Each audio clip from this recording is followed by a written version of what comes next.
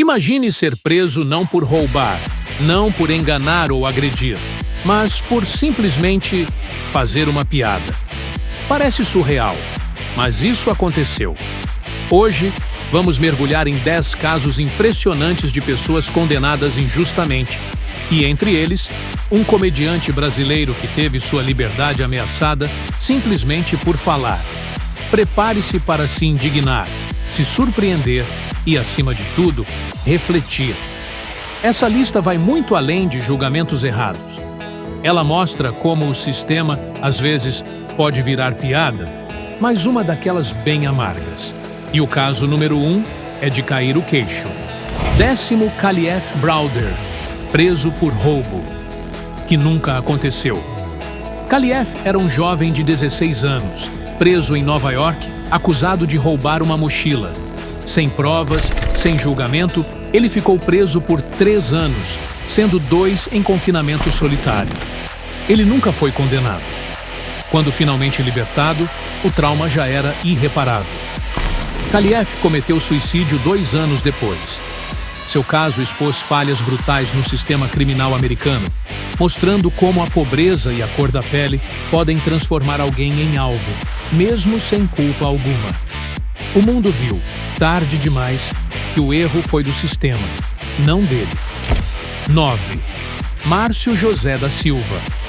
11 anos preso injustamente no Brasil, Márcio foi preso por um crime que jamais cometeu: o assassinato de um taxista. Sem testemunhas, sem provas, apenas baseado em um reconhecimento falho por foto. Passou 11 anos atrás das grades, até que uma reanálise do processo revelou o erro grotesco. Sua vida foi destruída. Perdeu o convívio com a família, o trabalho, a liberdade. O Estado admitiu o erro, mas o tempo perdido. Esse ninguém devolve. E talvez o mais assustador seja pensar quantos Márcio ainda estão atrás das grades, sem voz. 8º, Léo Lins, condenado por fazer piada. O humorista brasileiro Léo Lins foi condenado por uma piada contada durante um show de stand-up. Isso mesmo, um comediante punido criminalmente por fazer humor, em um ambiente artístico, pago e com plateia. A piada, considerada ofensiva por alguns, gerou um processo que culminou na condenação por discriminação contra pessoas com deficiência. Léo teve que pagar multa, teve vídeo removido e ficou proibido de contar piadas parecidas. Isso abriu um perigoso precedente. Até onde vai a liberdade de expressão no humor? Quando o riso se torna crime, é hora de todos ficarem atentos. 7. Richard Phillips, 45 anos preso por assassinato que não cometeu. Imagine perder quase meia vida por algo que você nunca fez. Richard passou 45 anos na prisão, por um homicídio em Detroit. Seu co-réu confessou anos depois que Richard não estava envolvido. A justiça demorou, mas reverteu a condenação. Mesmo assim, o tempo já havia sido levado. Ele saiu da prisão como um senhor idoso, tentando aprender a usar celular e internet pela primeira vez. Sua história mostra como um erro judicial pode consumir toda a existência de uma pessoa, sem chance de recomeço real. 6. Rodney Reed.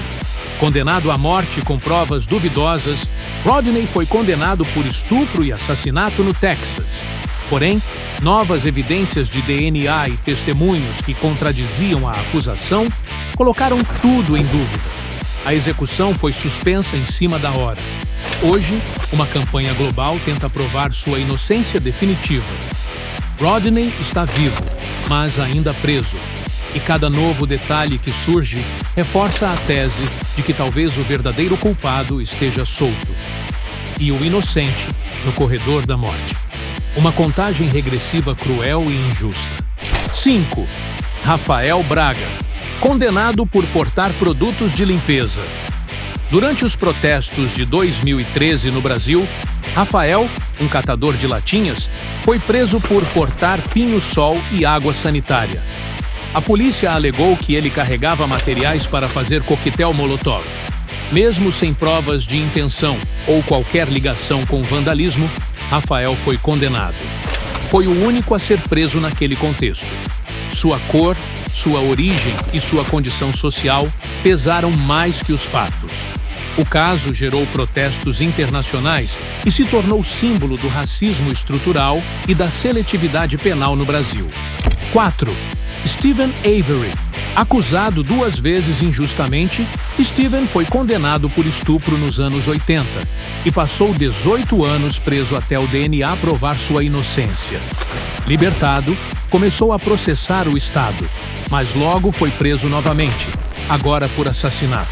O documentário Making a Murderer mostrou falhas escandalosas na nova acusação, com indícios de manipulação de provas. Até hoje, milhares de pessoas acreditam que Stephen é vítima de uma perseguição do próprio sistema que tentou enfrentar. Quando a justiça erra uma vez, já é trágico. Quando erra 2, é perverso. 3. Jean Charles de Menezes. Morto por engano no metrô de Londres, Jean era brasileiro e vivia legalmente em Londres. Após atentados terroristas na cidade, ele foi confundido com um suspeito e executado com 7 tiros na cabeça dentro do metrô, por policiais à paisana. Não portava armas, não ofereceu resistência, não era criminoso. O erro foi admitido, mas ninguém foi responsabilizado. A vida de Jean foi ceifada pela paranoia e pelo racismo institucional. Um erro irreversível, causado por pressa, preconceito e falta de protocolo. 2. Luiz Carlos Ruas, morto por ajudar travestis no metrô de SP. Luiz Carlos, vendedor ambulante, foi espancado até a morte por 2 homens após tentar defender 2 travestis que estavam sendo agredidas na estação Pedro II, em São Paulo. A comoção foi nacional, mas o que muitos não sabem é que os agressores alegaram legítima defesa, e o julgamento demorou quase 7 anos para ocorrer. Durante esse tempo, a família da vítima lutou contra um sistema lento e moroso, que quase deixou impunes os responsáveis.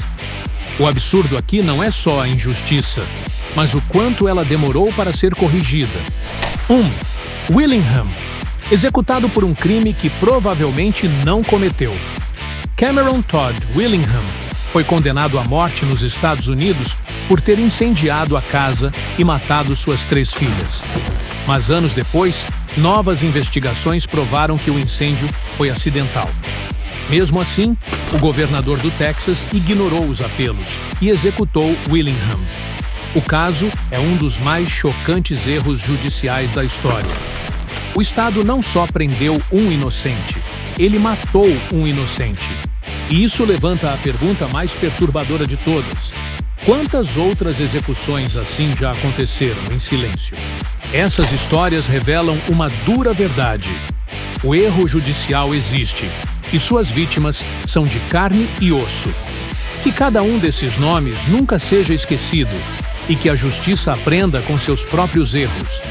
Se você se emocionou, se indignou ou aprendeu algo novo com esse vídeo, deixa o like, compartilha com alguém e comenta aqui embaixo qual caso mais te impactou. E claro, se inscreve no canal para mais histórias que precisam ser contadas. Até o próximo vídeo.